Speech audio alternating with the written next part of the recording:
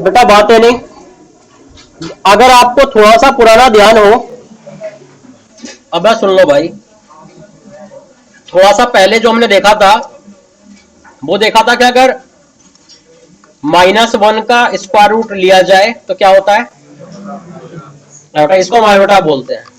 इसका अगर हमने स्क्वायर किया तो कितना हो गया, -1, है ना। ये भी पुराना कुछ ध्यान आ रहा होगा। अच्छा, मतलब जैसे कि -4 का स्क्वायर रूट अगर ऐसे कहीं लेना पड़ जाए तो आप क्या करें बेटा, नेगेटिव ये -1 को अलग कर लेंगे और रिमेनिंग को अलग कर लेंगे। कितना हो जाएगा, ये आयोटा हो जाएगा और ये 2 हो जाएगा, है ना। कभी भी कोई नेगेटिव के ऊपर रूट लग जाए तो -1 को अलग कर लेंगे, उसमें से उसको हम आयोटा लिख लेंगे, है ना बेटा। अरे इतना ध्यान आ रहा होगा।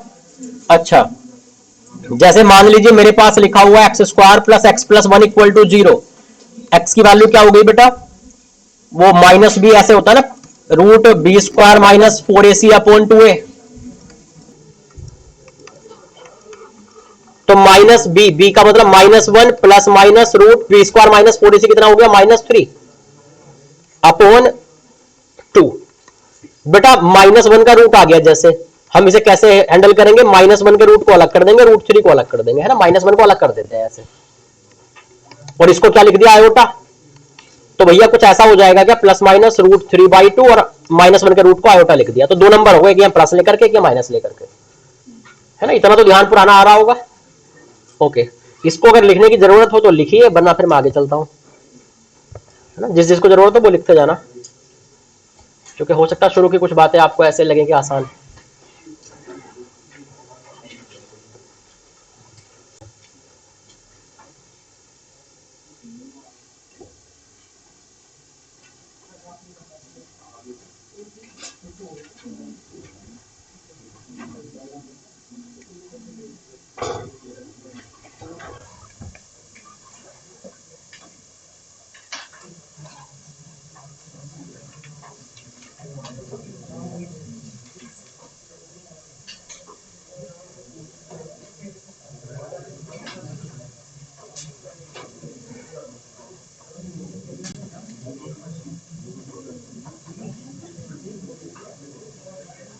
बेटा बातें नहीं, तो आयोटा स्क्वायर इज -1, है ना। अच्छा, दूसरी बात, मतलब हमें पता लग गया कि आयोटा की पावर अगर 2 हो तो उसे -1 लिख सकते हैं। हमें फिर यह भी आदत होनी चाहिए, अगर आयोटा की पावर 4 हो तो क्या होना चाहिए, आयोटा स्क्वायर का स्क्वायर लिख के -1 का स्क्वायर इज 1। तो मतलब कभी मान लीजिए मेरे पास आयोटा की पावर 20 लिखी हुई है, सीधी बात 4 का मल्टीपल है ना ये।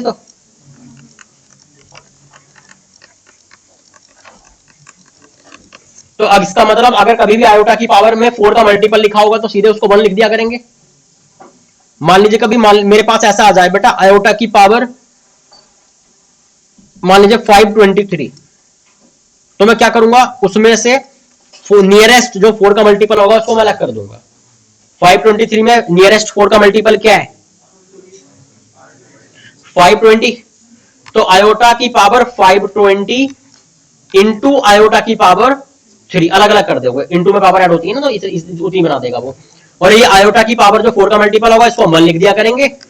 आयोटा क्यूब ऐसा आयोटा स्क्वायर इंटू आयोटा कर लो, उसके बाद आयोटा स्क्वायर इज -1, तो -1 इंटू 1 इज -1, तो माइनस आयोटा, फाइनली ये बच गया।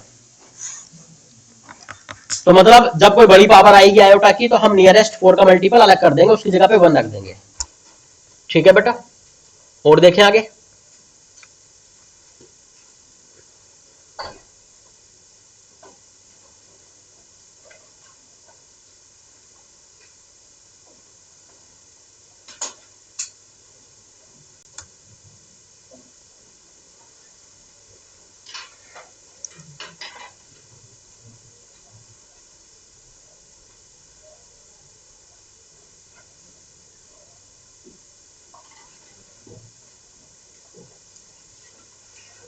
कॉम्प्लेक्स नंबर कैसा दिखता है, ऐसा कुछ बेटा। ये जो है इसको बोलते हैं आप, ये रियल पार्ट है, real part of Z. REZ कई बार लिखा हुआ आपको मिल जाता है, real part of Z. Y क्या है, इमेजिनरी पार्ट ऑफ जेड। ठीक है। अच्छा, दूसरी बात, जैसे मैंने बोला कि कोई जो है रियल नंबर है एक्स, एक्स कोई रियल नंबर है, लाइक 2 है, एक्स इक्वल टू 2, तो 2 को मैं कॉम्प्लेक्स नंबर बोल सकता हूं क्या? Every real number is a complex number, every real number is complex number with imaginary part 0। सही बात है नहीं? ओके अच्छा, अगर कोई इमेजिनरी नंबर है लाइक 2 आयोटा, तो every imaginary number is complex number with real part 0। सही है, तो चाहे वो इमेजिनरी नंबर हो चाहे बेटा वो रियल नंबर हो, कॉम्प्लेक्स नंबर के अंदर सब आ सकता है। क्लियर है बात? ओके अच्छा, अगर मान लीजिए मुझसे बोला गया if z equal to X plus iota Y is, मुझसे बोला कि बेटा प्योरली इमेजिनरी, ये वर्ड यूज कर दे, इसका मतलब क्या है? इसका रियल पार्ट क्या कर देंगे? 0। अच्छा, अगर मुझसे बोला गया if x plus iota Y is purely real, तो इमेजिनरी पार्ट क्या हो जाएगा बेटा इसका? 0, है ना? कभी भी प्योरली इमेजिनरी बोले तो रियल पार्ट इसका मतलब 0 को इक्वेट करना है, और अगर प्योरली रियल बोले तो इमेजिनरी पार्ट को इक्वेट करना है। ठीक है,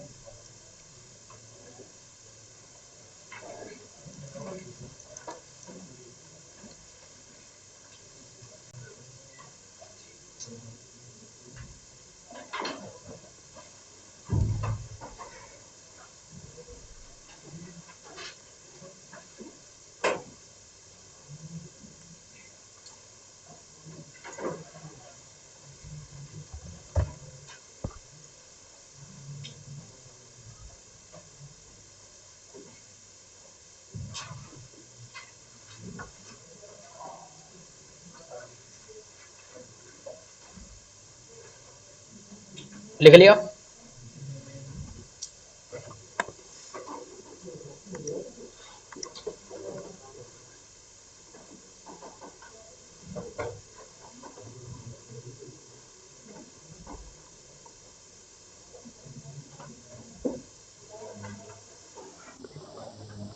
बेटा अगर मेरे पास कुछ ऐसे लिख के दिया है कि भैया दो कॉम्प्लेक्स नंबर वो इक्वल है, z1 इक्वल टू z2, इसका मतलब क्या होगा? मान लीजिए अगर z1 एक कॉम्प्लेक्स नंबर है ऐसा, मान लीजिए z2 कोई कॉम्प्लेक्स नंबर है ऐसा, मुझसे बोला गया if z1 equal to z2, इसका मतलब क्या होगा बेटा? इसका मतलब कुछ ऐसे बोला गया है, जब दो कॉम्प्लेक्स नंबर को इक्वेट करवाए तो रियल पार्ट रियल के इक्वल कर दे, और बेटा इमेजिनरी पार्ट इमेजिनरी के इक्वल कर दे।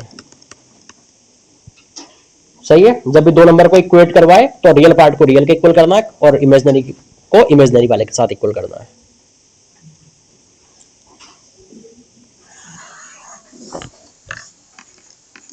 बेटा अगर कभी ऐड करवाए, जैसे मान लीजिए मेरे पास है z1 equal to 2 plus 3 iota, z2 equal to 1 plus 2 iota, मुझसे बोले z1 प्लस z2 की वैल्यू बताइए, तो बेटा इसमें कुछ ऐसे नया नहीं है, जैसे नॉर्मल हम आज तक ऐड करते आए हैं, भाई रियल पार्ट रियल में ऐड हो जाएगा, 2 प्लस 1 इज 3, बेटा ये इमेजिनरी वाला इमेजिनरी में ऐड हो जाएगा, तो 3 आयोटा प्लस 2 आयोटा मतलब 5 आयोटा, नॉर्मली जैसे ऐड होते आए आज तक। अगर बेटा मुझे मल्टीप्लाई करना हो z1 इंटू z2, दो कॉम्प्लेक्स नंबर को आप मल्टीप्लाई कर रहे हैं, तो बेटा नॉर्मल जैसे आप मल्टीप्लाई करते हैं ब्रैकेट्स का आपस में, जैसे 2 1 के साथ मल्टीप्लाई होगा तो 2 2 2 आयोटा के साथ मल्टीप्लाई होगा 4 आयोटा, 3 आयोटा 1 के साथ मल्टीप्लाई होगा 3 आयोटा, ये इसके साथ मल्टीप्लाई होगा तो 6 आयोटा स्क्वायर। अच्छा, आयोटा स्क्वायर को हम जानते हैं, जहां भी आयोटा की पावर 1 से ज्यादा दिख जाया करे उस में आयोटा स्क्वायर निकाल कर उसको -1 रख दिया करो। आयोटा स्क्वायर को मैं लिख सकता हूं -1, तो ये हो गया बेटा -4 प्लस 7 आयोटा।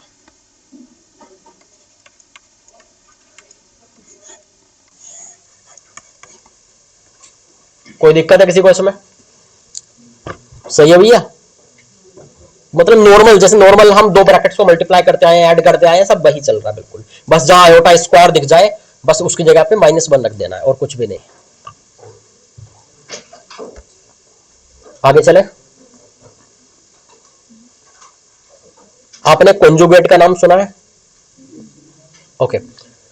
अच्छा, एक बात बेटा ये है, एक बात भैया ये है कि जैसे हमारे पास कोई भी एक कॉम्प्लेक्स नंबर दिया हुआ है एक्स प्लस आयोटा वाई, जैसे मान लीजिए मुझे दिया हुआ है 2 + 3 आयोटा, इसका मतलब बेटा in complex plane, in complex plane और इन आर्गेंट प्लेन, आर्गेंट प्लेन बोलेगा या तो बेटा, या फिर वो बोलेगा कॉम्प्लेक्स प्लेन। ये बिल्कुल वही है जो कोऑर्डिनेट ज्योमेट्री वाला प्लेन था। तो उसमें बेटा ये क्या है, इसको एक्स एक्सिस को हम बोलते हैं रियल एक्सिस, और बेटा इसको हम बोलते हैं वाई एक्सिस को इमेजिनरी एक्सिस। तो कहीं भी अगर आपको इमेजिनरी एक्सिस वर्ड यूज कर दे, इसका मतलब समझ लेना वाई एक्सिस की बात कर रहा है। कभी बोले कि रियल एक्सिस पर ये पॉइंट है, इसका मतलब वो एक्स एक्सिस की बात कर रहा है। सही है। अच्छा, तो बेटा जैसे ये एक कोई कॉम्प्लेक्स नंबर है 2 + 3 आयोटा, इसका मतलब ये 2,3 एक पॉइंट है। जैसे फर्स्ट क्वाड्रेंट में पहुंच गए, 2,-3 हो सकता था, अगर निगेटिव होता तो वो 3। तो मतलब हर एक कॉम्प्लेक्स नंबर एक पॉइंट को रिप्रेजेंट करता है 2D ज्योमेट्री में, है ना बेटा। हर एक कॉम्प्लेक्स नंबर एक पॉइंट को रिप्रेजेंट करता है। कोई दिक्कत है क्या? जैसे मान लीजिए मुझे एक इसने पॉइंट दिया z = 3 आयोटा, मैं समझ जाऊंगा बेटा 3 आयोटा को मैं 0 + 3 आयोटा लिख सकता हूं। तो पॉइंट क्या हुआ, 0,3 इधर हो गया कहीं वाई एक्सेस पे। मान लीजिए मैंने बोला z = 2, ये कॉम्प्लेक्स नंबर है, तो मतलब क्या है, ये 2 + 0 आयोटा हुआ ना, तो पॉइंट क्या हो गया बेटा, ये 2,0 ये हो गया यहां पे, है ना। तो मतलब कोई एक नंबर दिया हो कॉम्प्लेक्स नंबर, उसमें रियल पार्ट या इमेजिनरी पार्ट 0 भी हो, तो मतलब वो एक्स एक्सेस या वाई एक्सेस पर एक पॉइंट हो जाता है।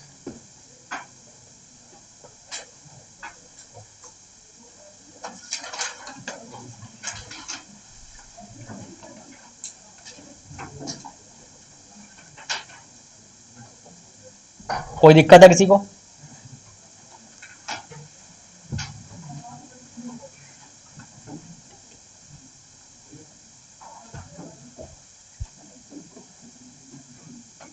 आगे चले।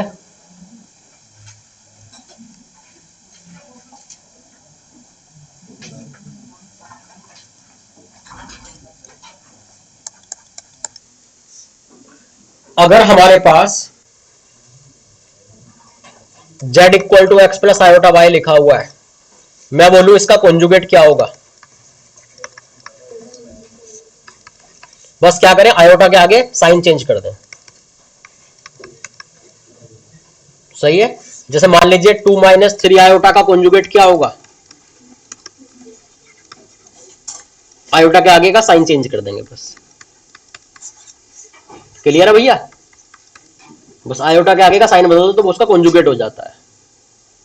अगर हम कोऑर्डिनेट ज्योमेट्री में देखें, जैसे बेटा 2 + 3 आयोटा था, कि ये कहां पे था, फर्स्ट क्वाड्रेंट में था ना ये 2,3, और ये 2,-3 है इसका कॉन्जुगेट,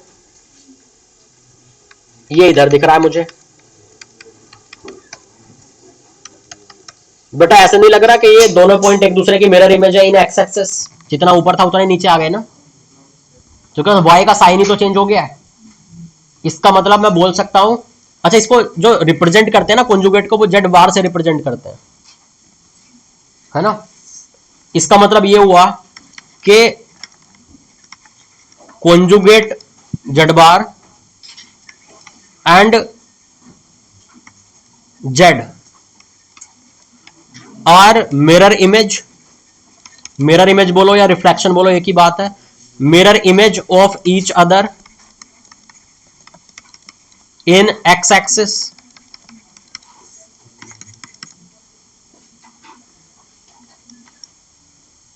कोई दिक्कत है इसमें? कोई भी एक नंबर हो और उसका ये कॉन्जुगेट हो, तो वो दोनों को जब आप कोऑर्डिनेट ज्योमेट्री में मार्क करेंगे तो वो एक दूसरे का मिरर इमेज आएंगे इन एक्स एक्सिस। मिरर इमेज का मतलब आप समझते हैं।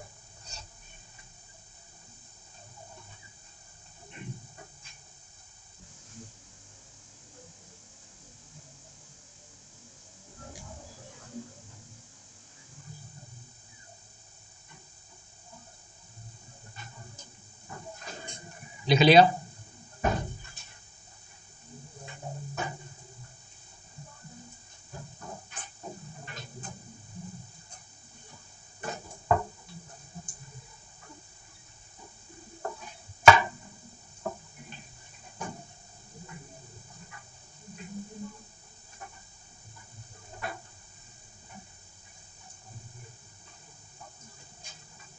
आगे चले बेटा, ये हो गई हमारे पास कॉन्जुगेट की बात, है ना। अगर हम और आगे थोड़ी सी बात करें मॉडुलस की, कृपया बातें ना करें, मतलब बस आयोटा के आगे का साइन चेंज कर देते हैं तो कॉन्जुगेट आ जाता है ना बेटा। अगर हम बात करें मॉडुलस की, ये क्या होता है, मान लीजिए z इक्वल टू है x प्लस आयोटा बाय, तो मोड z क्या हो जाता है, root X square plus Y square, ठीक है बेटा। अच्छा, अगर हम लोग बेटा कोऑर्डिनेट ज्योमेट्री में बात करें, कोऑर्डिनेट ज्योमेट्री में बात करें, मान लीजिए बेटा ये पॉइंट है x प्लस आयोटा बाय, मैं बोल सकता हूं कि ये पॉइंट क्या x कोमा बाय, बेटा इसकी ओरिजिन से डिस्टेंस अगर मैं देखता हूं 0 0 से, तो डिस्टेंस फॉर्मूला अगर मैं लगाऊंगा तो root X square plus Y square आएगी ना, फाइनल डिस्टेंस यहां से यहां की। इसका मतलब मोड किसी कॉम्प्लेक्स नंबर का जब मोड लिया जाता है तो वो उस नंबर की डिस्टेंस होती है, वो उस पॉइंट की डिस्टेंस होती है फ्रॉम ओरिजिन। सही बात है बेटा। मैं लिख सकता हूं कि mode z represents distance of this point from origin, ठीक है भैया।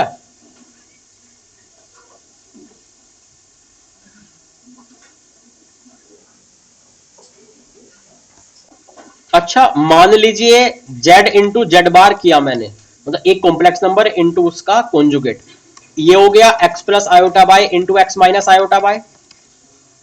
इसको जब मल्टीप्लाई कर रहे हैं a plus B into A minus B बन रहा है ना ये, तो A square minus B square हो जाएगा क्या ऐसे, आयोटा स्क्वायर की जगह मैंने माइनस रखा तो फाइनली ऐसे हो गया ना। ये ऐसा दिख रहा है कि इसका स्क्वायर है मोड का, मतलब हम ये वाली आदत डाल सकते हैं, जब भी किसी के मोड का स्क्वायर होगा, हमें कॉम्प्लेक्स नंबर की टर्म में उसे लिखना हो तो क्या होगा, z इंटू जेड बार लिखा जा सकता है कभी भी, किसी के भी मोड के स्क्वायर को z इंटू जेड बार लिखा जा सकता है। या मान लीजिए अगर हमें दिख जाए कि एक कॉम्प्लेक्स नंबर है इंटू उसका कॉन्जुगेट है, तो उसको हम सीधे उसके मोड का स्क्वायर लिख सकते हैं, कहीं भी लिख लीजिए।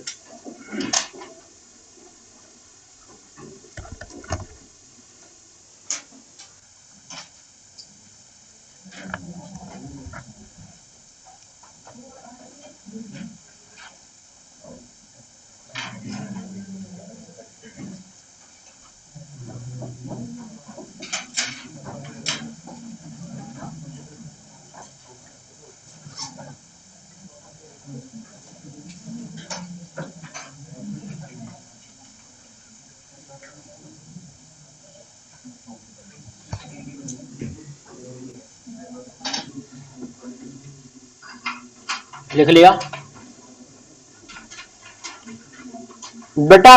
आप इनवर्स का नाम आपने सुना होगा, एडिटिव इनवर्स और मल्टीप्लिकेटिव इनवर्स, ये बच्चों वाली बातें है ना। ये जो लिख लिया ना, जो सामने लिखा हुआ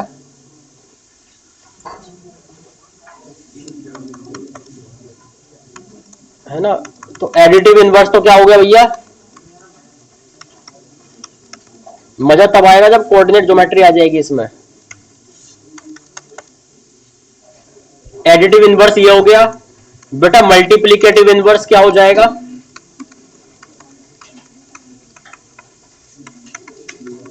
मैं बताना चाहता हूं कि अगर कभी 1/z लिखा हो और आपको सिंपलीफाई करना है तो ऊपर ले जाना पड़ेगा ना इसको, कॉम्प्लेक्स नंबर को।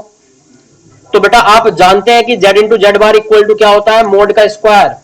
तो अगर मैं बात करूं ऐसे, इधर ले आऊं और z को उधर ले जाऊं, तो ये भी तो एक तरीका हो गया ना। कभी लिखा है कहीं 1/z, तो क्या करो, उसे ऊपर ले जाके मोड, इस पे कॉन्जुगेट लिख दो इसका ऊपर में, और नीचे में इसके मोड का स्क्वायर लिख दो, इस तरह ऊपर पहुंच जाएगा नंबर। अब ठीक है, जैसे मान लीजिए मेरे पास लिखा हुआ है अगर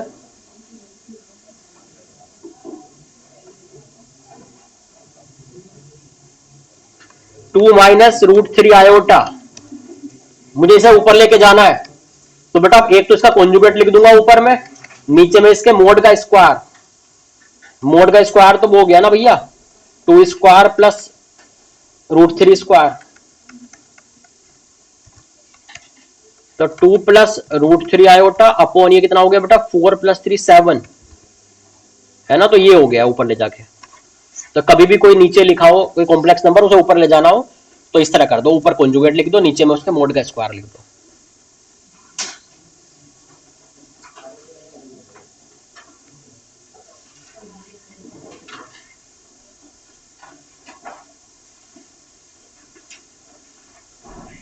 कोई दिक्कत है?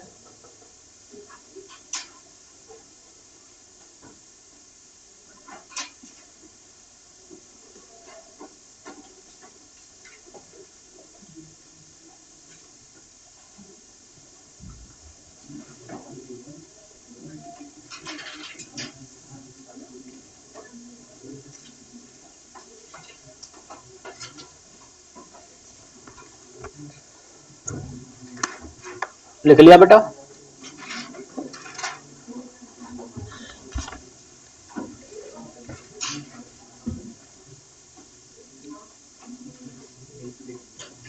आगे चले, सुन लो भैया।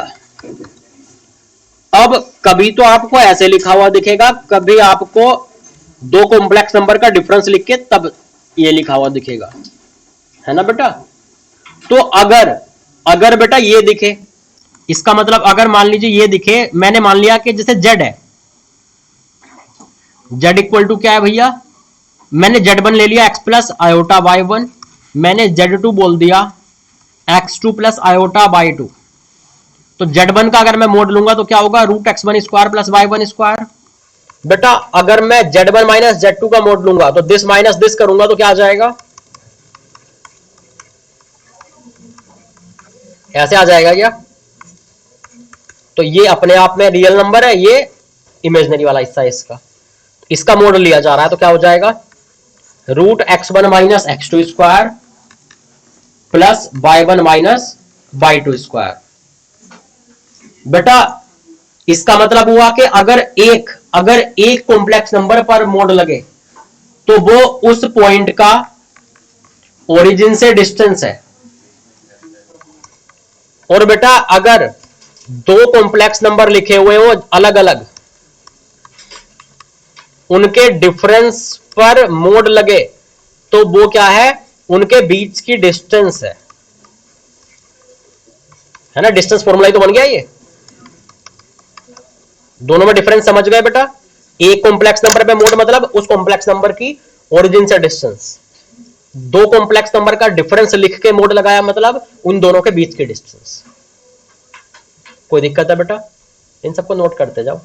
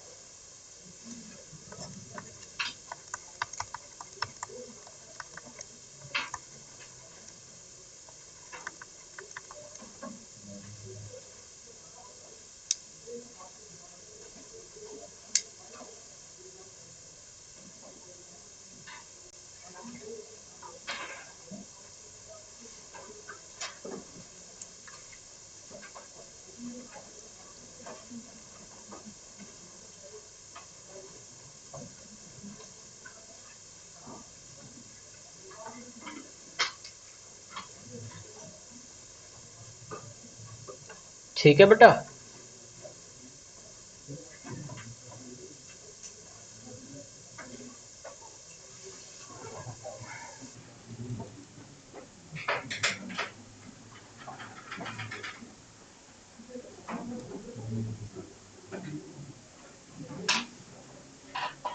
और आगे देखते हैं।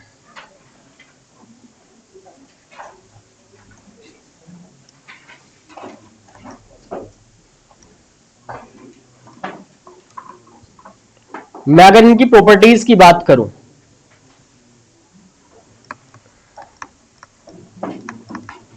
प्रॉपर्टीज ऑफ कॉन्जुगेट,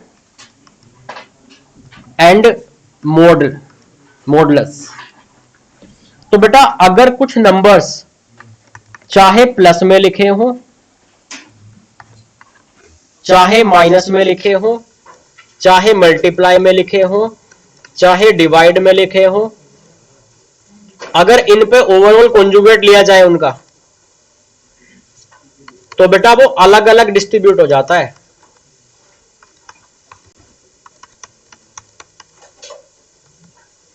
इनटू मतलब बहुत सारे नंबर चाहे प्रोडक्ट में हो, प्लस में हो, माइनस में हो, किसी भी कैलकुलेशन में हो वो, है ना, अगर ओवरऑल ऊपर से कॉन्जुगेट लिया गया उसका, तो सब में अलग अलग कॉन्जुगेट लग जाता है ना, चाहे वो प्रोडक्ट में हो, चाहे डिवाइड में हो, चाहे प्लस माइनस में हो। दूसरी बात, मैं चाहे कॉन्जुगेट का मोड लूं, चाहे उस जेड का मोड लूं, बात एक ही है। सही है भैया। और देखिए, आपको एक आदत और डालनी है, आगे जब बड़े बड़े कॉन्सेप्ट आएंगे, कभी अगर बोले if Z equal to Z bar, इसका मतलब आप क्या समझेंगे बेटा? जेड बार करता क्या है? इमेजिनरी पार्ट को नेगेटिव कर देता है, मतलब इसमें इमेजिनरी पार्ट है ही नहीं, कोई फर्क ही नहीं पड़ा इस पर। भाई अगर मैंने लिखा 2 प्लस 0 आयोटा, मैं इसका कॉन्जुगेट लूं तो क्या हो जाएगा? 2 माइनस 0 आयोटा। प्रैक्टिकली देखो तो ये भी 2, ये भी 2, कोई चेंज ही नहीं हुआ ना। तो कभी अगर बोले कि एक कॉम्प्लेक्स नंबर और उसका कॉन्जुगेट सेम है, इसका मतलब उसमें इमेजिनरी पार्ट है ही नहीं, मतलब उसका इमेजिनरी पार्ट 0 है। Imaginary part of Z equal to 0 कर देना है। कभी बोले कि कोई एक कॉम्प्लेक्स नंबर अपने कॉन्जुगेट का नेगेटिव है, इसका मतलब वो कॉम्प्लेक्स नंबर ऐसे दिखा होगा, लाइक 2 आयोटा टाइप। इसका कॉन्जुगेट लेंगे तो क्या हो रहा है? -2 आयोटा, तो माइनस लगा के इक्वेट कर सकता हूं ना मैं इसको। भाई 2 आयोटा का इक्वल हो जाएगा ना ये, मतलब यहां क्या हो गया? जेड जो है अपने कॉन्जुगेट के माइनस के इक्वल हो गया। तो कभी अगर कोई कॉम्प्लेक्स नंबर अपने कॉन्जुगेट के डायरेक्टली इक्वल हो जाए तो उसका इमेजिनरी पार्ट 0 है, माइनस लगा के इक्वल हो जाए तो उसका रियल पार्ट 0 है। ये हमें समझना होगा कि वो क्या कहना चाह रहा है। ठीक है भैया। तो ये प्रॉपर्टीज है हमारी कॉन्जुगेट वाली। मॉडुलस में ऐसी कुछ प्रॉपर्टी हो सकती है जब बेटा बहुत सारे नंबर्स प्रोडक्ट में या डिवाइड में हो और उन पर ऐसे मोड लग जाए, तो बेटा ये अलग अलग डिस्ट्रीब्यूट हो सकता है मोड ऐसे सब। जैसे जैसे कॉन्जुगेट सबका अलग अलग कर दिया था ना, ऐसे ही मोड भी अलग अलग हो जाता है, लेकिन सिर्फ प्रोडक्ट में या डिवाइड में। अगर मैं लिखूं Z1 प्लस या माइनस लिख दूं, इस पर मोड लगाऊं, तो बेटा आप ऐसा नहीं कर सकते, ये गलत होगा। प्लस या माइनस में मोड डिस्ट्रीब्यूट नहीं हो जाता सब में, सिर्फ प्रोडक्ट या डिवाइड में ही होता है। ठीक है भैया, मोड अलग अलग बढ़ जाता है, लिख लीजिए।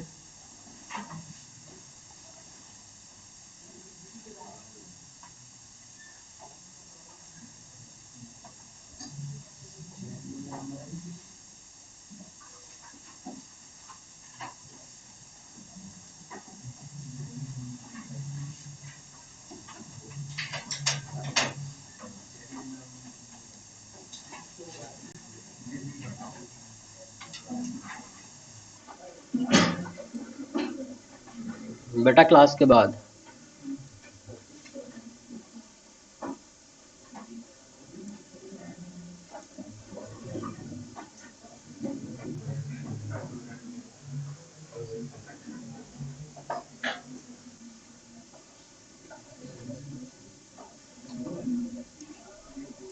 लिख लिया बेटा। मान लीजिए किसी के ऊपर कोई पावर लगी हुई है, लाइक कॉम्प्लेक्स नंबर का क्यूब है, पावर 4 है, कुछ भी पावर ऊपर में लगी हुई है, मैंने इसका कॉन्जुगेट लिया, तो बेटा वो ऐसे अंदर डिस्ट्रीब्यूट हो जाता है, पावर ऊपर लगा सकते हो आप। वही बात है, चाहे प्लस में हो चाहे माइनस में हो, कुछ कॉम्प्लेक्स नंबर चाहे पावर में हो, कॉन्जुगेट का मतलब हर जगह कॉन्जुगेट डिस्ट्रीब्यूट होना ही है। अच्छा, कोई पावर लगी हुई है, मैंने ऊपर से मोड लगाया तो बेटा ऐसे चला जाता है, मोड अंदर चला जाता है पावर की, जब पावर लगी हो। लिख लीजिए।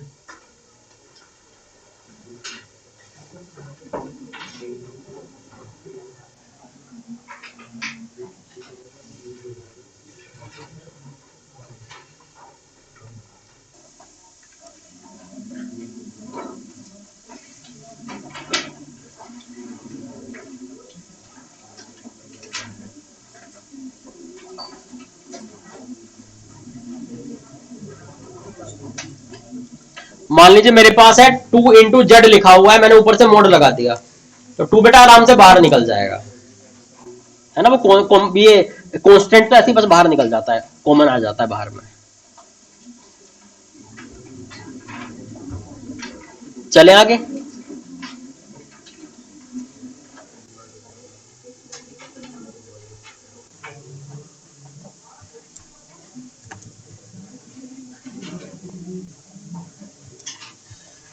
आपने एक नाम सुना होगा, आर्ग्यूमेंट। सुना भैया? है किया है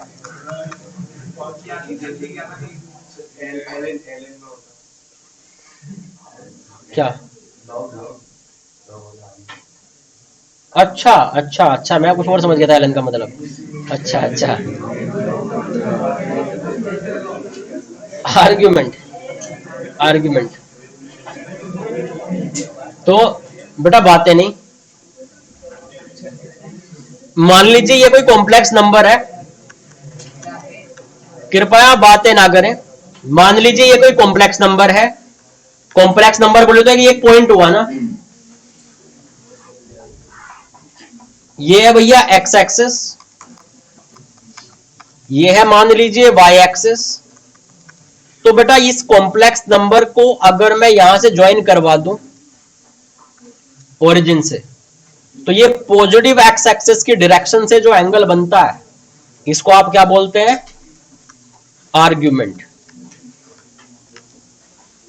क्लियर है भैया? वैसे जैसे स्लोप वगैरह की बात करते थे ना स्ट्रेट लाइन में, वैसे यहां क्या हो जाता है, यहां इंक्लिनेशन जो होता था वो लाइन में, है ना, वही चीज यहां क्या हो गई बेटा?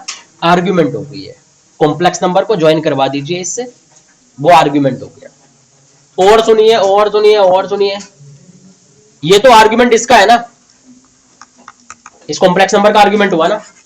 कई बार आपके साथ ऐसा होगा, आर्ग्यूमेंट ऑफ मान लीजिए Z1 या Z2 माइनस Z1 ऐसे बोल दिया, दो दो कॉम्प्लेक्स नंबर का डिफरेंस लिखा, तब उसका आर्ग्यूमेंट पूछ लिया।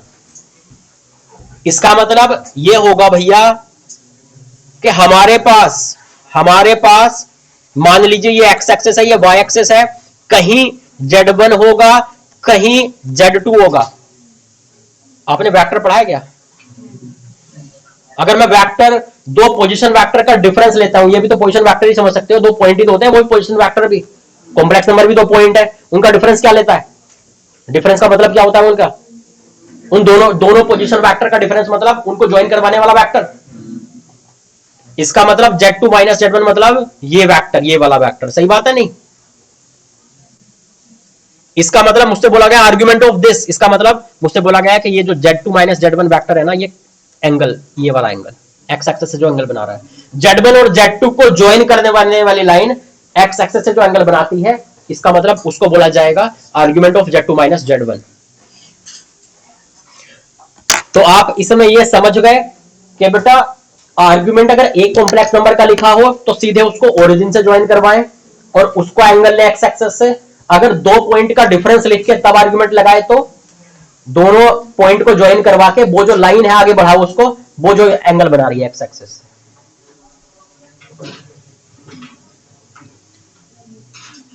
और डायरेक्शन कौन सी लेनी होती है? जैसे वो वेक्टर में था ना, Z2 माइनस Z1 मतलब, नहीं Z2 माइनस Z1 मतलब Z1 से Z2 जाता होगा, डायरेक्शन ये होगी, है ना। Z2 से Z1 जाता हो, ये वाला नहीं होगी डायरेक्शन, ये वाली नहीं होगी, ये वाली होगी। आप समझते हैं ना वेक्टर में भी, है ना, दिस माइनस दिस, तो मतलब ये वाली डायरेक्शन। ध्यान आ रहा है?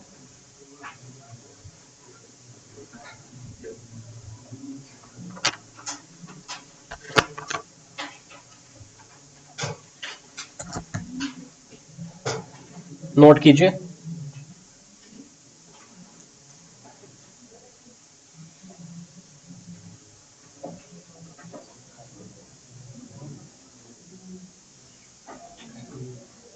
आगे चलें।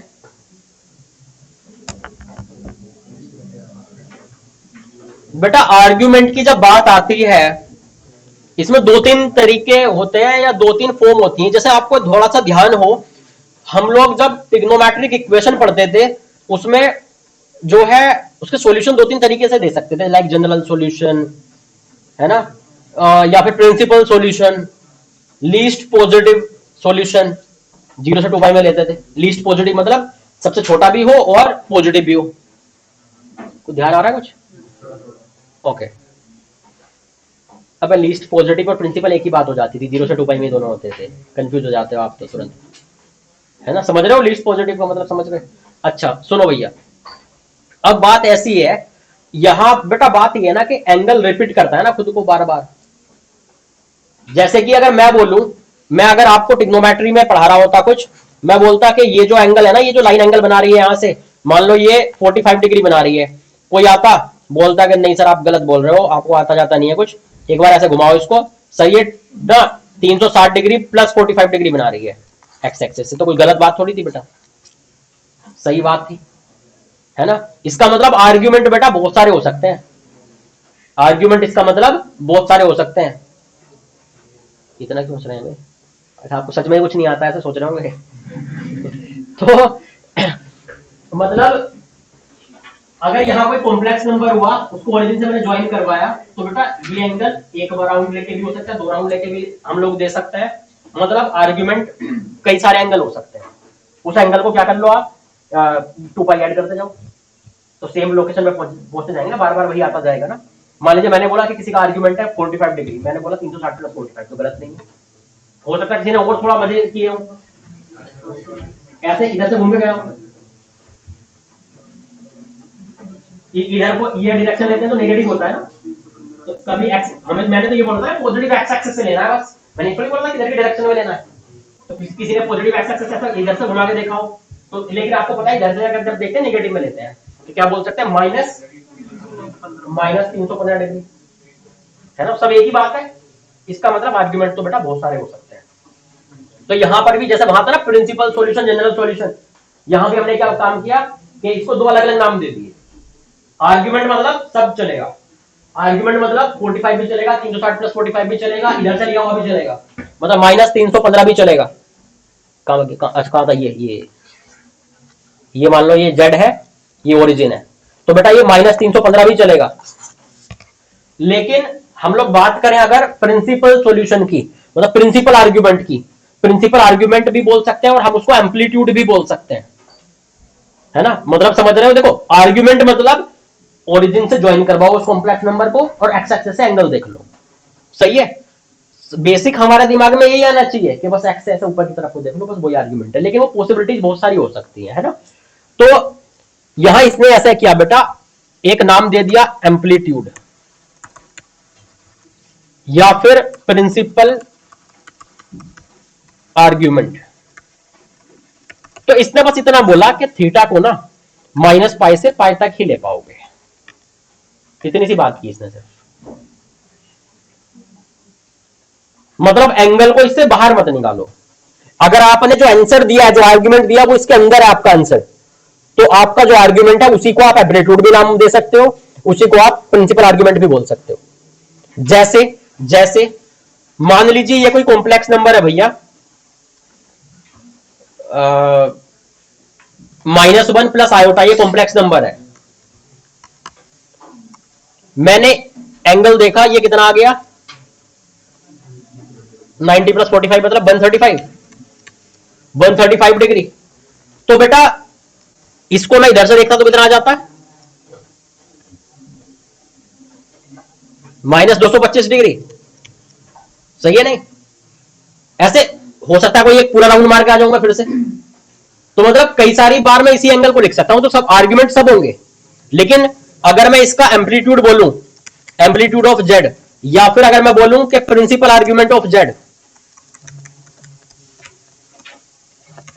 तो बेटा मैं वही आंसर लिखूंगा जो इसके बीच में होगा, मतलब माइनस 180 डिग्री से 180 डिग्री के बीच में, तो 135 पड़ रहा है इसके बीच में, तो मैं 135 डिग्री लिख दूंगा। समझ गए बेटा? तो ऊपर से देखो नीचे से देखो, बस जो आंसर माइनस पाई से पाई के बीच में हो उसी को उनमें से प्रिंसिपल आर्ग्यूमेंट बोलना है ना। जैसे आप और भी देख सकते हैं बेटा,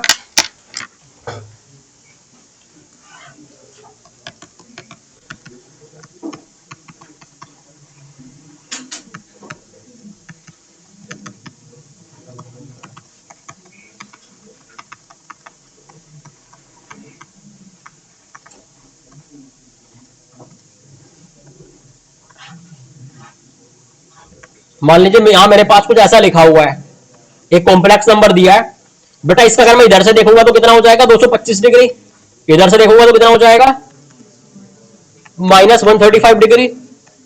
मुझे इसका प्रिंसिपल आर्ग्यूमेंट बताना या मतलब एम्पलीट्यूड बताना माइनस 135 डिग्री, क्योंकि बेटा 225 डिग्री जो है वो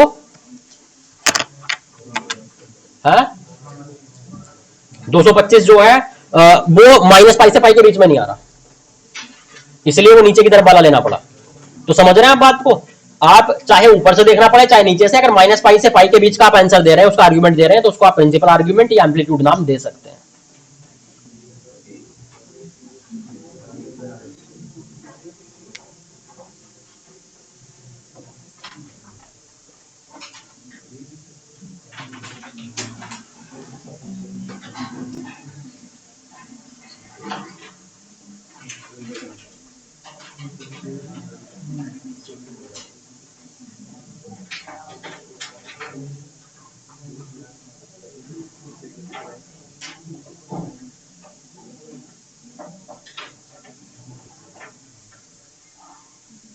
लिख लिया?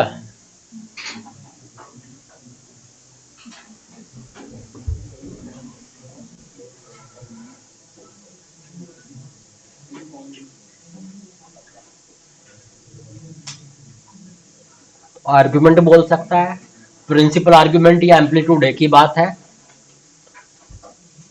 वो बेटा कभी कभी बोल सकता है लीस्ट पॉजिटिव आर्ग्यूमेंट, अगर वो इसी वाले एग्जांपल में बोले कि लीस्ट पॉजिटिव आर्ग्यूमेंट क्या होगा। पहली बात तो इसने बोला पॉजिटिव आर्ग्यूमेंट, तो नीचे की तरफ से देखना ही नहीं है, सही है नहीं? तो ऊपर की तरफ से ही देखना, तो ऊपर की तरफ से जाके क्या मिलेगा सबसे पहले 225, तो 225 आ जाएगा उस केस में।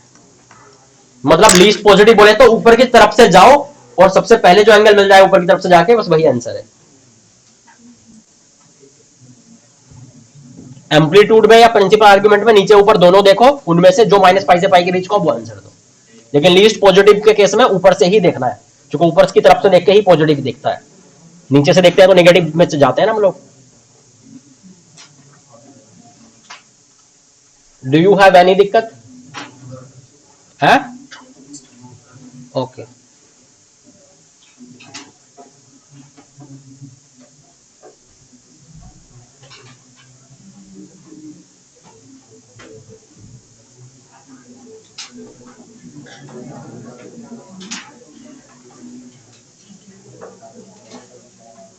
चले आगे।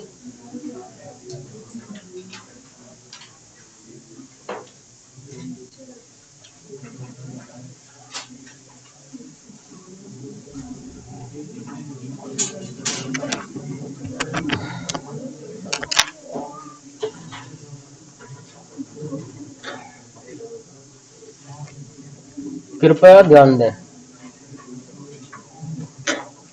अब मुझे दो बातें सीखनी है, एक तो आर्ग्यूमेंट फाइंड करना और आर्ग्यूमेंट की कुछ प्रॉपर्टीज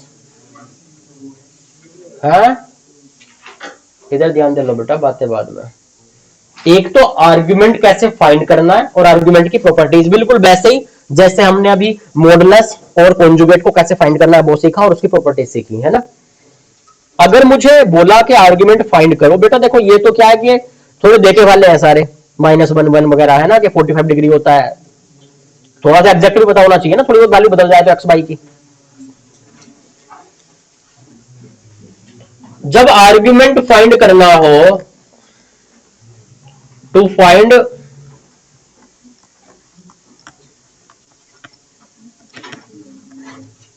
आर्ग्यूमेंट, बेटा आर्ग्यूमेंट बोलो एम्पलीट्यूड बोलो सब एक ही बात है ना, आप समझ रहे हैं, उसकी वैल्यू बस उस रेंज में देनी होती है। सबसे पहले आप पता कर लो कि जो कॉम्प्लेक्स नंबर आपको दिया वो किस क्वाड्रेंट में है, वो तो दिख जाएगा ना एक्स और वाई की वैल्यू से, दोनों पॉजिटिव हुई तो फर्स्ट क्वाड्रेंट ऐसा कर करके। तो भैया या तो ऐसे हो सकता है कि फर्स्ट क्वाड्रेंट में हो,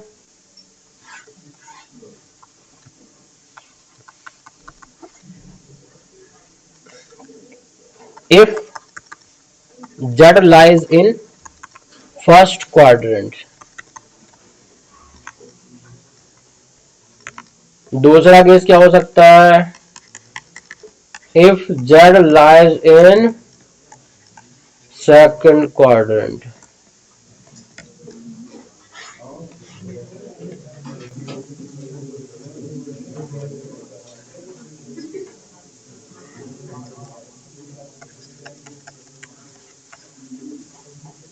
या फिर केस हो सकता है बेटा if z lies in third quadrant. बेटा बातें क्यों कर रहे हो तुम लोग,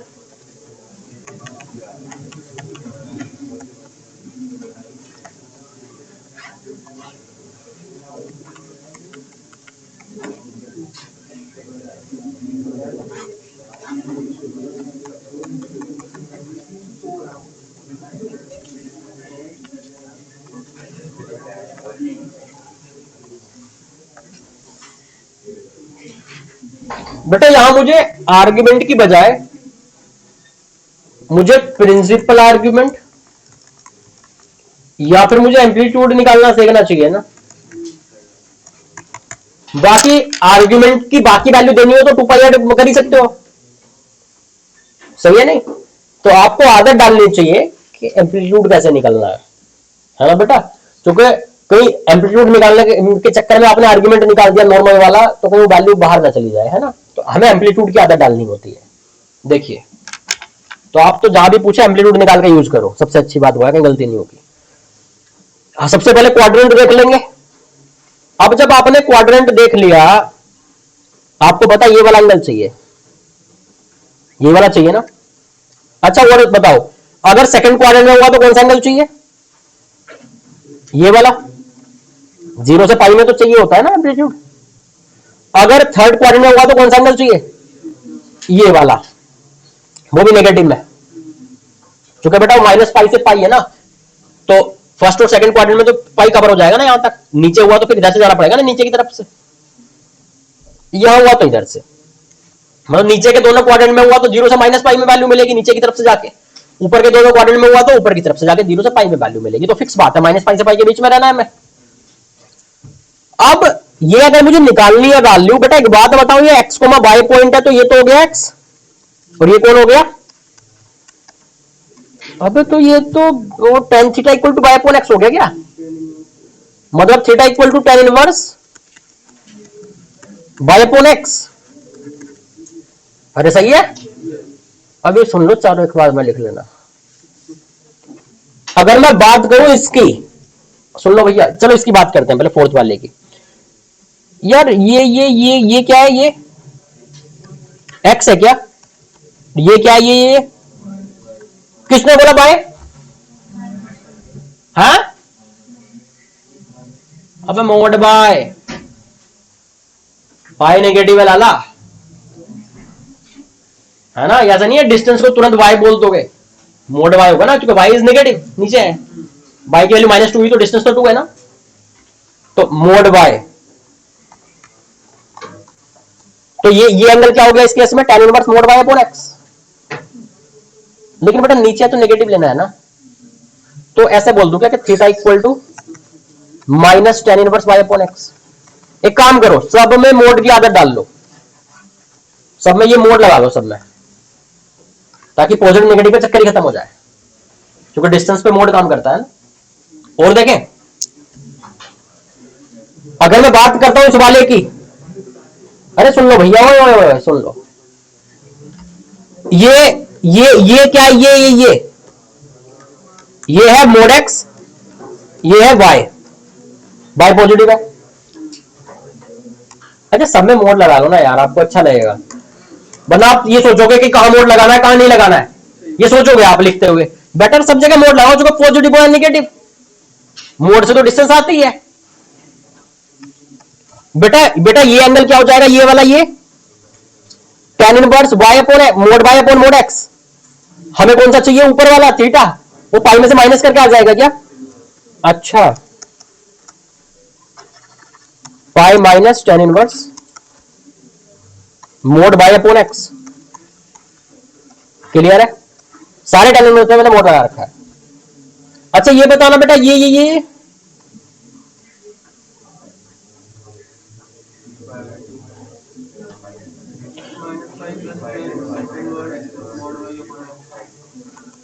ये सोचो ना, ये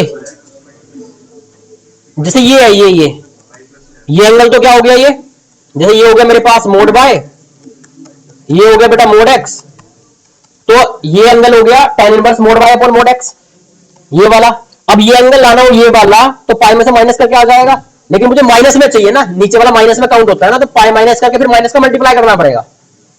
तो क्या करूं मैं, फाइनली हो जाएगा वो minus pi plus tan inverse mode bye upon x. मेरा सजेशन क्या रहेगा, सुन लो। आपको पता है अगर इन दोनों क्वाड्रेंट में हुआ पॉइंट तो 0 से पाई में आंसर देना है एम्पलीट्यूड का, नीचे हुआ तो क्या देना है, नेगेटिव में आंसर देना है, यही करना है ना। अच्छा एक बात बताना, जितना ऊपर जाके ये थीटा आएगा उतने नीचे जाके ये माइनस थीटा आएगा नीचे में। अच्छा जितना इधर जाके थीटा मिलेगा उतना ही इधर जाके माइनस थीटा मिलेगा, मतलब ऊपर इसका नेगेटिव ये है, इसका नेगेटिव ये है। ऊपर वालों के दो के फॉर्मूले याद रख लो, इसका तो सीधा tan इनवर्स है, और इसका क्या है, सेकंड वाले का पाई माइनस करके आ गया, सेकंड वाले का क्या पाई माइनस करके आ गया। इनमें माइनस का मल्टीप्लाई करके नीचे वाला आ जाता है, इसके नीचे वाला चाहिए तो इसमें माइनस कर दो, और इसके नीचे वाला चाहिए तो इस वाले माइनस कर दो, नीचे वाले का फॉर्मूला आ जाएगा। तो ऊपर वाले दो के याद रख लो, एक का tan इनवर्स और एक का पाई माइनस tan इनवर्स। उनके जस्ट नीचे वाले क्वाड्रेंट के फॉर्मूले क्या है, उनमें माइनस का मल्टीप्लाई कर दो, लिख लीजिए।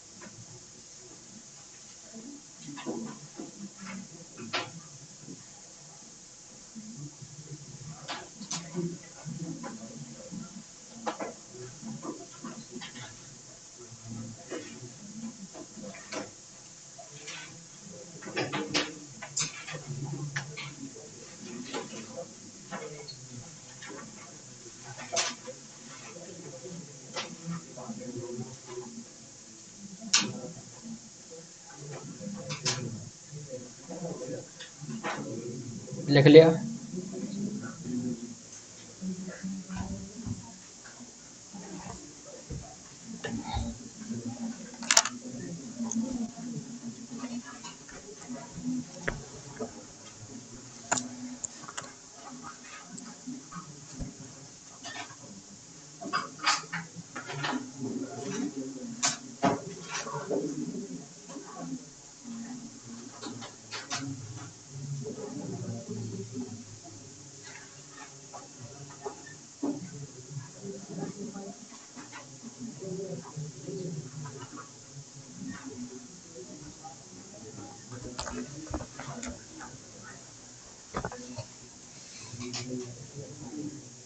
आगे चले।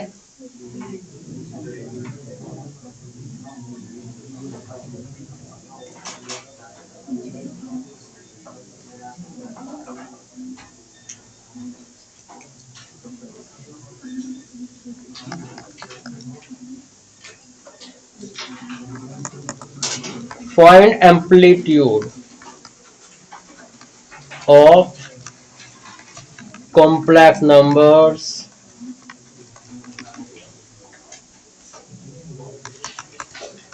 Three iota 1 + iota -1 -√3 iota √3 minus iota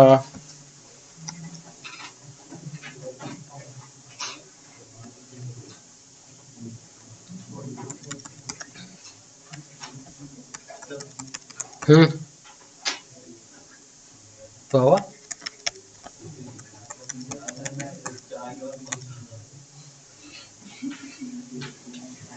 क्या? अरे यार सच में कमजोर है मैथ, इतनी बार तो बोला है मतलब। अब तो प्रूफ भी मिल गया ना।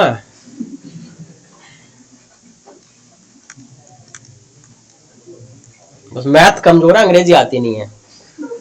बाकी कुछ भी पूछ लेना। क्या?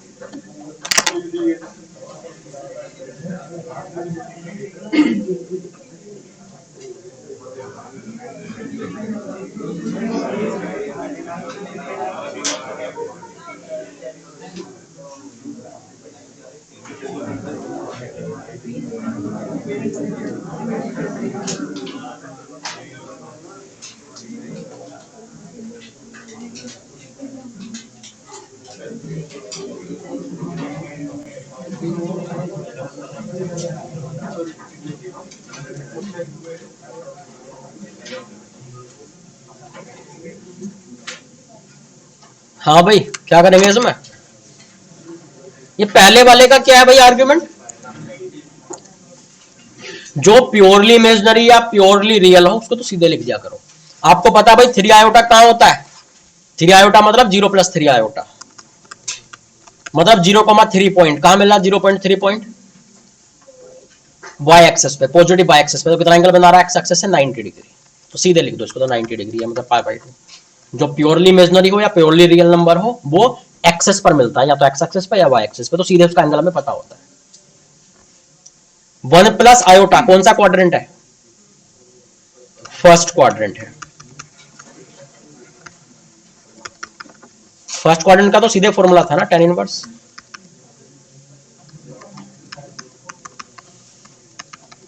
मतलब π/4 हो गया बेटा, है ना।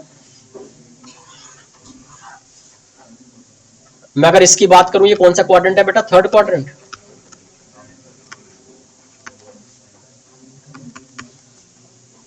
थर्ड क्वाड्रेंट कितना हो गया? थर्ड क्वाड्रेंट का क्या फॉर्मूला था? -π + tan inverse mod y upon x। mod y upon x जो है बेटा फाइनली वो ये हो गया, है ना। तो tan इनवर्स √3 कितना होता है? 60 डिग्री। तो बेटा ये हो गया -2π/3। बेटा ये √3 माइनस आयोटा कौन सा क्वाड्रेंट है? हाँ, y negative x positive, fourth quadrant. बेटा फोर्थ क्वाड्रेंट में था -tan इनवर्स।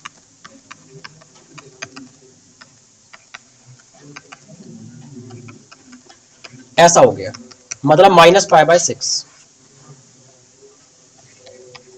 बेटा 3 कौन सा क्वाड्रेंट है? 3 तो बेटा सीधा मार्क कर सकता हूँ ना, 3,0 पॉइंट है ना ये तो। 3 + 0 आयोटा समझा जाएगा ना इमेजिनरी पार्ट 0। तो ये तो बेटा एक्स एक्सेस पे ही है, तो एक्स एक्सेस के डायरेक्शन से कितना एंगल बना रहा है? 0, सेम डायरेक्शन है।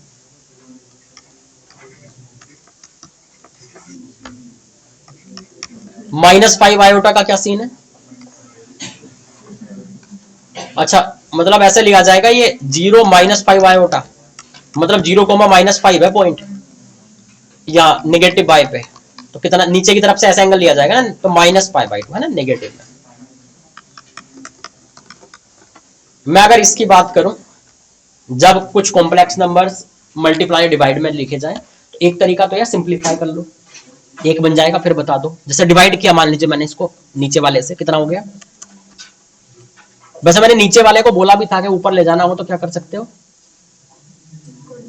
कॉन्जुगेट बना दो, ऊपर में नीचे में उसका मॉडल लिख दो। मान लीजिए मुझे आयोटा को ऊपर ले जाना है, सिर्फ 2 इंटू आयोटा है ना, इसे तो अलग रहने दो। आयोटा को ऊपर ले जाना है तो आयोटा का कॉन्जुगेट लिख दिया ऊपर, और नीचे में इसका मोड का स्क्वायर लिख दिया, तो मोड का स्क्वायर इसका 1 होता है ना। माइनस आयोटा का मल्टीप्लाई हुआ, कितना हो गया? -आयोटा² / 2, नहीं प्लस हो गया ना ऐसे, और -√3/2 आयोटा, मतलब -1/2 -√3/2 आयोटा। बेटा बातें नहीं ऐसे, कौन सा क्वाड्रेंट आ रहा है, मतलब सिंप्लीफाई कर लिया मैंने नीचे से ऊपर ले जाके, बस इतना किया। अच्छा, थर्ड क्वाड्रेंट है, थर्ड क्वाड्रेंट है। थर्ड क्वाड्रेंट का फॉर्मूला क्या था? -π + tan इनवर्स mod y/x, तो √3/2 / 1/2 करोगे तो √3 आ गया, मतलब -π + π/3, मतलब -2π/3।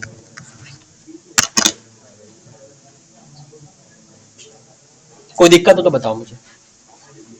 तो सिंप्लीफाई कर लिया करो थोड़ा, कोई 2-3 कॉम्प्लेक्स नंबर डिवाइड में हो, मल्टीप्लाई में हो, तो सिंप्लीफाई कर लो आपस में, फिर एक बन जाएगा, तब बता दो उसका।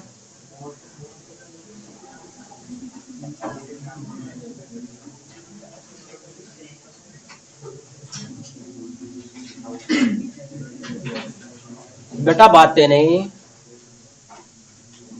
कोई दिक्कत है इसमें?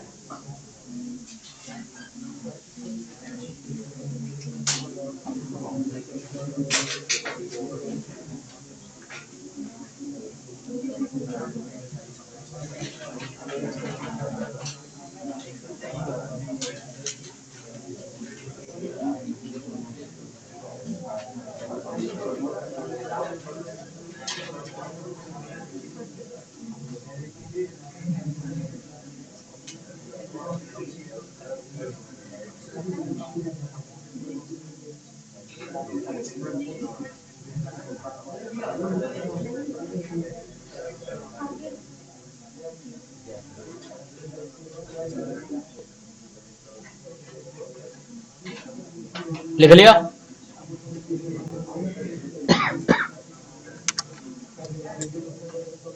अरे मैं नेक्स्ट स्लाइड पे चलूं? ओके, हाँ 2-3 मिनट रुक जाओ, बस ब्रेक करते हैं। बेटा एक बात बताओ, जैसे 2-3 कॉम्प्लेक्स नंबर ना, अब लिख लो भाई, अच्छा लिख ही रहे हो ना, 2 कॉम्प्लेक्स नंबर से डिवाइड में हो, उनका एम्पलीट्यूड मांगा जाए, तो amplitude of Z1 minus amplitude of Z2, log पढ़ा है आपने? अरे पढ़ा था ना भाई, मैंने तो पढ़ाया था। तो यही फॉर्मूले थे क्या लॉग के?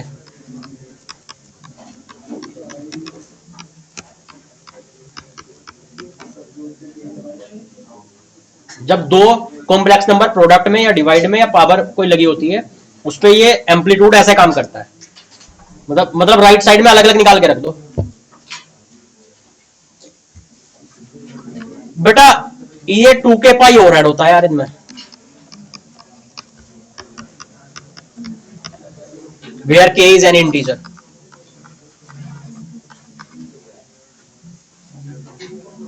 अरे सुन लो भाई, 2k पाई से डरे हो या बाकी फॉर्मूले से, बताओ पहले 2k पाई क्यों किया है? Very good. देखो जैसे मान लो, सुन लो भैया, मेरे पास एक क्वेश्चन आया कि एम्पलीट्यूड बताओ 1 + आयोटा की पावर 10 का, ये कोई कॉम्प्लेक्स नंबर था, ठीक है, अब मैंने क्या काम किया, पावर तो इनटू में आ जाती है भाई, एम्पलीट्यूड मैंने देखी थी। ये कौन सा क्वाड्रेंट है बेटा, 1 प्लस आयोटा फर्स्ट क्वाड्रेंट, दोनों पॉजिटिव है। फर्स्ट क्वाड्रेंट में सीधे सीधे वो tan इनवर्स हो जाता है क्या, क्या क्या, क्या? अच्छा ऐसे ऐसे ऐसे ऐसे, तो 10 इंटू पाई बाई 4 बोले तो 5 पाई बाई 2। अच्छा अच्छा अच्छा अच्छा, 5 पाई बाई 2। अरे वो मैंने तो बोला था कुछ, क्या बोलते हैं उसको, कि माइनस पाई से पाई के बीच में ही होता है एम्पलीट्यूड। ये तो बाहर निकल गया है? अपनी औकात से बाहर आ गया ये। तो अब क्या करना है, इसलिए बोला था इसलिए 2 के पाई ऐड करके चलो कंट्रोल में रहेगा ये। हाँ आपको पता है ना भाई, एम्पलीट्यूड ऑफ दिस पक्का पता है कि एम्पलीट्यूड का आंसर तो माइनस पाई से पाई में जाना है। तो जो 2 के पाई है ना, मतलब सीधी बात 2 के पाई का मतलब है कि 2 पाई का कोई भी मल्टीपल यहां ऐड कर सकते हैं। तो बताओ 5 पाई बाई 2 को माइनस पाई से पाई में लाने के लिए कितना मल्टीपल ऐड करो 2 पाई का, -1 टाइम। मतलब -2 पाई ऐड कर दो, कितना हो गया, माइनस पाई बाई 2 आ गया ना उसमें, माइनस पाई से पाई में। तो ये आंसर देना पड़ेगा, ये समझ रहे हैं। तो इसलिए ये एम्पलीट्यूड के जितने फॉर्मूले हैं ना, ये लगाने के बाद बेटा 2 के पाई हम ऐड करके चलते हैं साइड में, कि बाद में अगर माइनस पाई से पाई में ही रहा तो 2 के पाई को के को 0 रख देंगे, खत्म कर देंगे। और अगर मान लीजिए माइनस पाई से पाई में नहीं दिया इसने आंसर, तो 2 पाई का कोई भी मल्टीपल लाके ऐड कर देंगे, ताकि माइनस पाई से पाई में आंसर आ जाए। मजबूरी है ना, एम्पलीट्यूड का आंसर देना ही माइनस पाई से पाई में, पहले से डिफाइन किया हुआ है हम लोगों ने। माइनस पाई बाई 2 आंसर हो गया।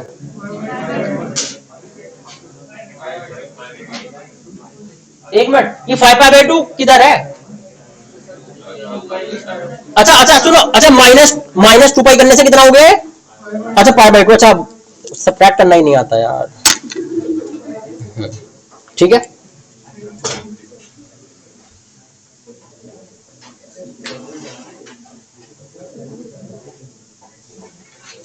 कोई दिक्कत है इसमें? समझ रहे हैं बेटा, ये लॉग की तरह ही तीनों फॉर्मूले हैं। अच्छा दूसरी बात, ये ऐसा नहीं है कि मजबूरी आपकी कि ये फॉर्मूले आप यूज ही करें। देखो मान लो 2 कॉम्प्लेक्स नंबर का प्रोडक्ट लिखा हो, आप उनको पहले मल्टीप्लाई करके सिंपलीफाई कर लो, तो 1 बन जाएगा, फिर उसका सीधे एम्पलीट्यूड बता दो, है ना। ये तो इसलिए है कि हो सकता है किसी को ऐसा फील हो रहा हो कि Z1 Z2 दोनों जाने पहचाने हैं, अलग अलग एम्पलीट्यूड इनका दोनों भी जानते हैं आप, तो ये फॉर्मूला रख लो, तब उनको यूज कर लो, है ना बेटा। वरना अदरवाइज आप कर सकते हैं Z1 अपॉन Z2 है, सिंपलीफाई करके पहले उसको 1 बना लो, फिर उसका नॉर्मल एम्पलीट्यूड निकाल के दे दो, तो गलत नहीं होगा। लेकिन हाँ, अगर आपको लगे ऐसा कि यार Z1 Z2 के अलग अलग एम्पलीट्यूड जो है हम सीधे सीधे दिख रहे हैं, हमें आते हैं या दिए हुए हैं क्वेश्चन में, तो उस केस में क्या करोगे, उस केस में फॉर्मूला को यूज कर सकते हैं, अलग अलग एम्पलीट्यूड यूज हो जाएंगे, है ना। अदरवाइज आप खुद से सिंपलीफाई कर लें, या किसी पावर दिए खुद से सिंपलीफाई कर लें, उस पावर को, मान लो किसी का स्क्वायर दिया है तो होल स्क्वायर खोल लें, उसका सिंपलीफाई कर दें कॉम्प्लेक्स नंबर को, बाद में एम्पलीट्यूड निकाल के दे दें, या तो ये कर लें या फिर फॉर्मूला से कर लें, पावर इनटू में लाके इसको यूज कर लें। तो इस फॉर्मूले को यूज भी कर सकते हैं, अदरवाइज आप पूरे कॉम्प्लेक्स नंबर को सिंपलीफाई करके 1 बना के तब डायरेक्टली भी निकाल सकते हैं। क्लियर है क्या बात?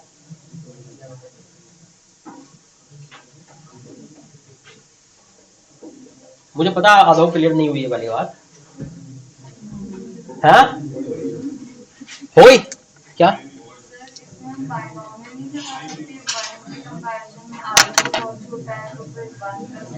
कितना बेटाई, कितना, तो कितना बड़ा है वो, कितना छोटा है, कैसे पता?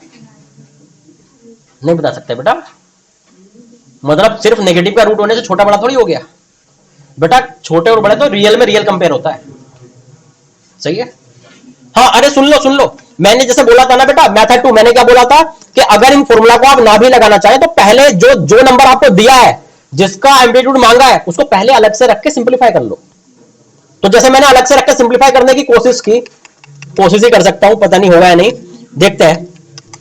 बेटा इसको मैं ऐसे लिख लूं, स्क्वायर का फॉर्मूला पता है ना मुझे, मैंने होल स्क्वायर किया, कितना हो गया 1 plus iota square plus 2 iota की पावर 5, और ये तो कट गए आपस में, 1 और आयोटा स्क्वायर, चुका आयोटा स्क्वायर -1 है ना, ये कितना हो गया 2 की पावर 5 इंटू आयोटा की पावर 5। मैं क्या लिख सकता हूं इसको 32 इंटू आयोटा की पावर 4 इंटू आयोटा। मैंने बोला था नियरेस्ट 4 के मल्टीपल में लिख लिया करो। आयोटा की पावर 4 को 1 रख दूंगा, मतलब ये सिंप्लीफाई होकर बन गया 32 आयोटा। मतलब अब मुझे सिर्फ क्या निकालना है, एम्पलीट्यूड ऑफ 32 आयोटा। 32 आयोटा का एम्पलीट्यूड हम डायरेक्टली जानते हैं, 0,32 पॉइंट है ना ये, तो पॉजिटिव बाय एक्सेस पे, तो एम्पलीट्यूड इज पाई बाय 2। तो मतलब आप ये भी कर सकते हैं कि ये जैसे कुछ नंबर पावर की फॉर्म में दिए हो, मल्टीप्लाई की फॉर्म में दिए हो, डिवाइड की फॉर्म में दिए हो, तो पहले सिंप्लीफाई कर लें, फिर उसका डायरेक्टली बता दें एम्पलीट्यूड। ये भी आप कर सकते हैं, जो आपको सही लगे वो कर लें, सही है। अदरवाइज फॉर्मूला यूज करके अब क्लियर है। तो आपकी श्रद्धा है, मतलब इसको यूज करना चाहिए या ना।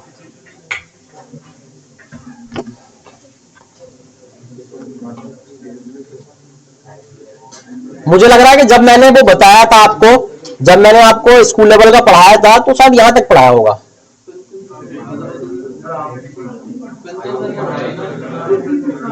अच्छा, कंजंक्शन ने पढ़ाया था उस टाइम। हाँ, तो उन्होंने भी यहीं तक पढ़ाया होगा शायद। अच्छा, आज उन्होंने तो क्लास छोड़ी होगी। हाँ, ध्यान आ रहा है मुझे कुछ। क्या हिंदी का टेस्ट है स्कूल में? नहीं सर, प्रोबेबिलिटी का टेस्ट हो गया था। अच्छा अच्छा अच्छा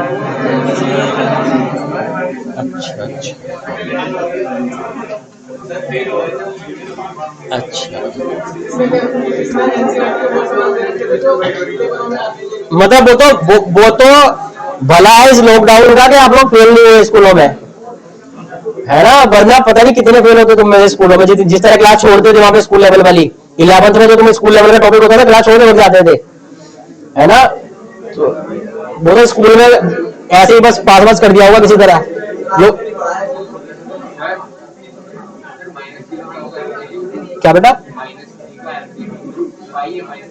पाई, इसलिए मैंने पाई पे ना क्रॉस ब्रैकेट पाई पे लगाया था, समझ गए।